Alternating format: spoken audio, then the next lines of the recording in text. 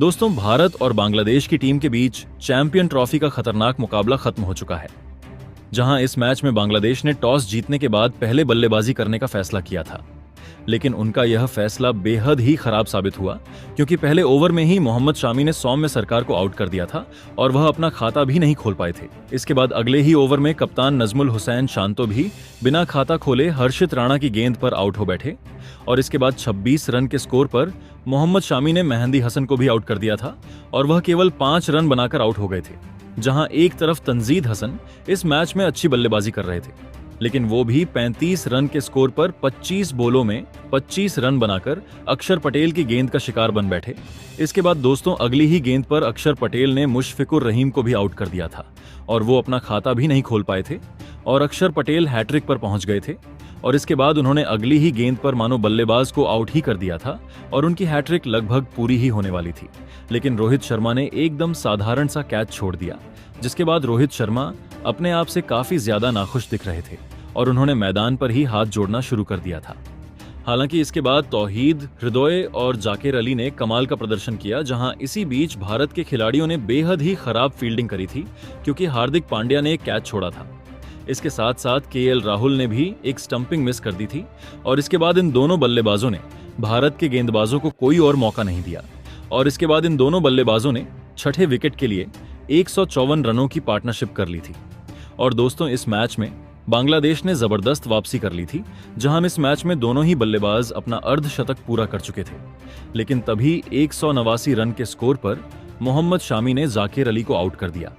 और वह 68 रन बनाकर आउट हुए। जहां इसके बाद एक बार फिर से बांग्लादेश के एक के बाद एक विकेट गिरने लगे, क्योंकि इसके बाद रिशाद हुसैन 18 रन बनाकर आउट हुए और तंजीम हसन अपना खाता भी नहीं खोल पाए थे। लेकिन एक तरफ इस मैच में तौहीद हृदय एक कमाल की बल्लेबाजी कर रहे थे और इसके बाद उन्होंने एक 118 गेंदों का सामना करने के बाद अपना शतक पूरा कर डाला था, लेकिन उनके पैर में काफी ज्यादा दर्द हो रहा था। और इसके बाद दोस्तों, आखिरी ओवर में 228 रन के स्कोर पर हर्षित राणा ने तौहीद हृदय को भी आउट कर दिया और वह 100 रनों की शानदार पारी खेलकर आउट हो गए थे। और इस तरह बांग्लादेश की टीम आखिरी ओवर में 228 रन बनाकर ऑल आउट हो गई थी। जहां इस मैच में मोहम्मद शामी ने काफी कमाल की गेंदबाजी करी। उन्होंने अपने 10 ओवर में 53 रन देकर 5 विकेट लिए थे, तो उनके अलावा हर्षित राणा के भी 3 विकेट हाथ लगी और अक्षर पटेल ने भी 2 विकेट लिए थे।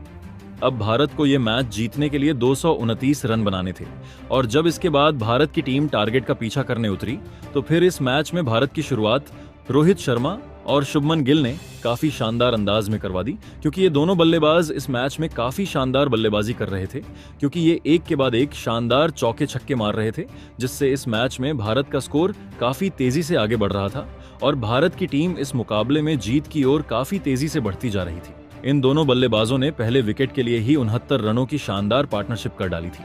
लेकिन दोस्तों, पावर प्ले की आखिरी गेंद पर तस्कीन अहमद ने रोहित शर्मा को आउट कर दिया और रोहित शर्मा 36 गेंदों में 41 रनों की शानदार पारी खेलकर आउट हो गए थे। जहां एक तरफ शुभमन गिल कमाल की बैटिंग कर रहे थे, लेकिन उनका साथ देने के लिए अब विराट कोहली उतरे थे और इसके बाद इन दोनों बल्लेबाजों ने यहां से भारत की पारी को संभालकर आगे बढ़ाया और देखते ही देखते भारत का स्कोर 100 रन के पार पहुंच चुका था।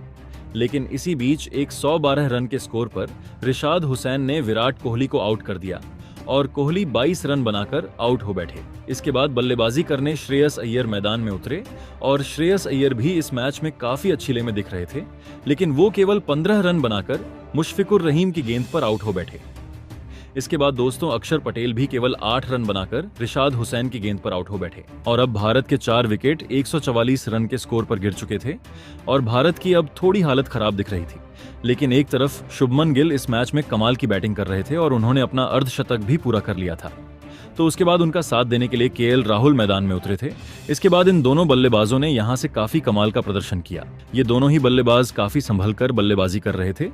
लेकिन इसी बीच केएल राहुल का एक कैच छूट गया था और उनका विकेट जाते जाते बचा। हालांकि इसके बाद इन दोनों बल्लेबाजों ने यहां से काफी कमाल का प्रदर्शन किया और देखते ही देखते शुभमन गिल अपने शतक के काफी नजदीक पहुंचते जा रहे थे और अब भारत का स्कोर भी 200 रन के पार पहुंच चुका था और इसके बाद शुभमन गिल ने बेहद ही शानदार प्रदर्शन करते हुए 125 गेंदों का सामना करने के बाद अपना शतक भी पूरा कर लिया था और शुभमन गिल ने भारत की जीत को लगभग पक्का ही कर डाला था। और इसके बाद दोस्तों केएल राहुल ने 47वें ओवर की तीसरी गेंद पर एक शानदार छक्का लगाकर भारत की टीम को इस मैच में 6 विकेटों से जीत दिलाई थी, जहां इस मैच में शुभमन गिल 129 गेंदों में 2 छक्कों और 9 चौकों की मदद से 101 रनों की शानदार पारी खेलकर नॉट आउट रहे थे। तो दोस्तों केएल राहुल भी 41 रनों की शानदार पारी खेलकर नॉट आउट रहे और भारत की टीम ने चैंपियंस ट्रॉफी का दूसरा मुकाबला 6 विकेटों से जीत लिया है। और दोस्तों अगर आपको वीडियो अच्छी लगे तो वीडियो को लाइक करें और चैनल को सब्सक्राइब करना ना भूलें। धन्यवाद।